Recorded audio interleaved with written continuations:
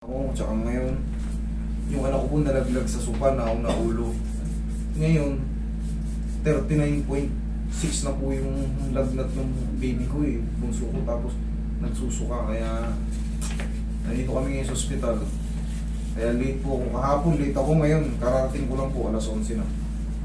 Bossing, ano po nga din? Sa basketball. Kailan po kayo basketball? December? Okay. Anong nararamdaman natin?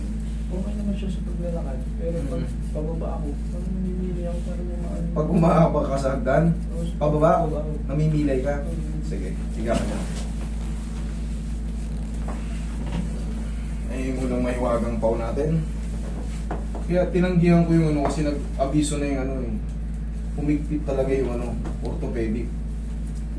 Dati ginagawa ko yan, pero ngayon talagang kailangan ko sumunod. Siyempre may mga ibang case na pwede sa akin. So marami pa akong matutulungan. Eh pag nakakulong na ako, wala na. Ito, katulad nito, yung mga knee pain. Hindi sa akin to, pero yun, nakita nyo naman, separate, dislocated.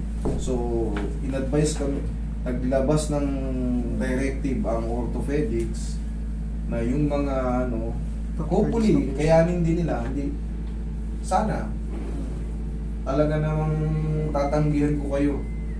Wala. Mauna talaga ang ortho muna, sila nung mag-desisyon. Tignan natin.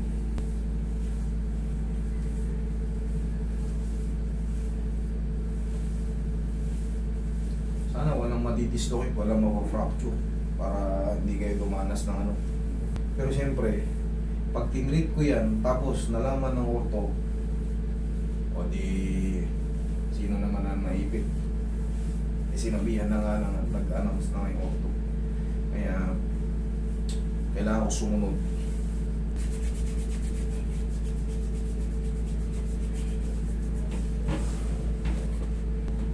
Sipang mo, kung pakakawalan niya, ha? Thank you, sapa. Very good.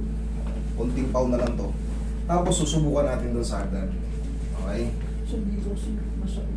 Sige!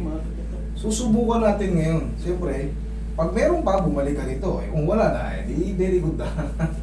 Susubukan natin, sira daw siya sa hagdan. Pagka umababa siya, sumasakit daw yung dito niya, nangihina yung... Siyempre, pag may masakit dito, manghihina yung tuhod. Susubukan natin. Pati dyan, inaabot din. Okay, patamaan na natin ang pawyan.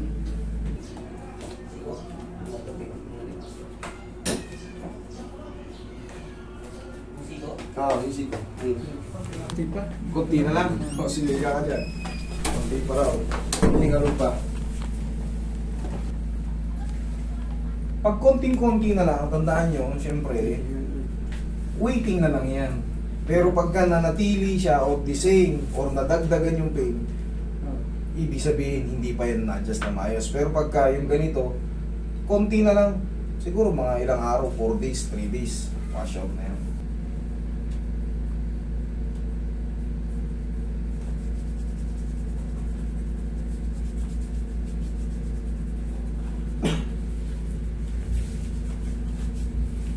Testing ulit, bossing.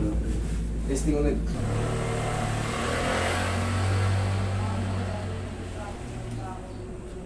Sa gitna ka, sir. Okay na? Oo, sige. Okay na, ha? Thank you.